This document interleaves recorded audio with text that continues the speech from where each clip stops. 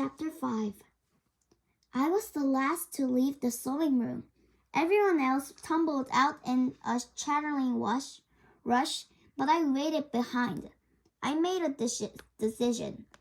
Duchess Delia asked me what was wrong. Please, I said, and I curtsied. I'd like to surprise Princess Perfecta. I was hurried to her this morning. So, would it be all right if I left her have the pink silk roses for her dress? I know she'd like them. What a sweet girl you are, Duchess Delia cooed. Just the perfect print for dear Perfecta. Of course you may put the roses on her dress. Here, let me help you. And she whipped out a needle and thread and stitched the rose onto Perfecta's dress, just the way they onto me. Perfect for Perfecta, she smiled. And I know she loved your dress, Sophia dear. So let's just give her a couple of extra little tweaks, shall we? And she pinned and tucked and stitched and in 2 minutes, Perfecta's dress was filled and gathered and looked exactly like mine. There, said Duchess Delia. The dear girl was so busy looking after you and your friends that she never took time to think about herself. She'll have such a lovely surprise. And she waddled away downstairs, and I went down to the dining hall. Of course, all the Rose Room wanted to know what I'd been doing. Honestly, Charlotte said when I told her, you're just too nice, Sophia. Why should Perfecta have the roses and the prettiest dress? She's only been good for one day. She's up to something, Katie added. She was horrible at breakfast, Emily said. Why are you being so nice to her? I shuffled my feet. You'll think I'm stupid. Alice shook her head. No, we won't. We're your friends, Daisy said. Well, I said slowly.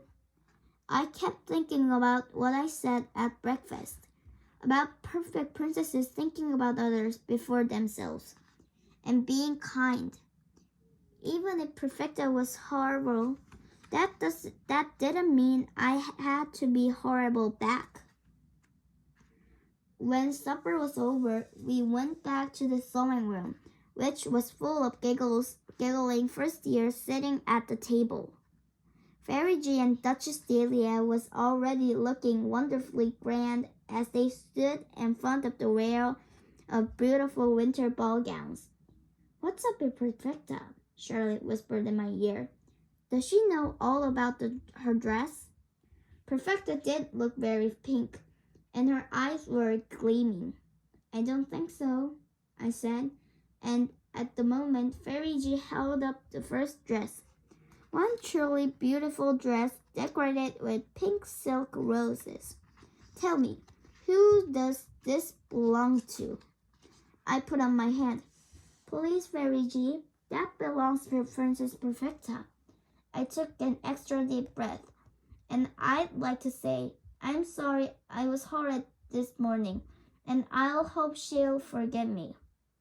There was a tiny, amazed silence, and then Perfecta leaped to her feet. No, it's not. It's not my dress. It's Sophia's. Duchess Delia smiled a massive smile. Aha! But that's where you're wrong, dear, Perfecta dear. Look, Sophia and I put the pink rose on your dress as a surprise. This is Sophia's dress. She picked up the next dress off the wheel and lifted it up, and we gasped. There was a huge black stain right away down the front. It looked dreadful.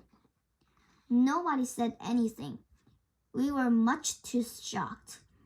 Fairy G looked grim and picked up the next dress, and it was covered in ink as well, and the next, and the next. In fact, the The one and only dress without a mark on it was Perfecta's. Princess Perfecta, Fairy G said, and she looked at Perfecta in such a meaningful way.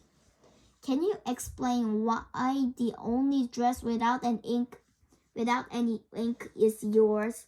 Perfecta's face went a horrible green color, and she possibly shrieked. But it's not my dress. It is Sophia's. Isn't it, Florine? Florine nodded. Yes, and it proves she's guilty. She spoiled all the other dresses, but she wouldn't spoil her own. Fairy G stared at Florine. Then she asked in a totally scary voice, and why should Princess Sophia want to spoil everyone else's dress, Princess Florine? Because she's a show-off, Florine said indignantly. She thinks she's the best at everything.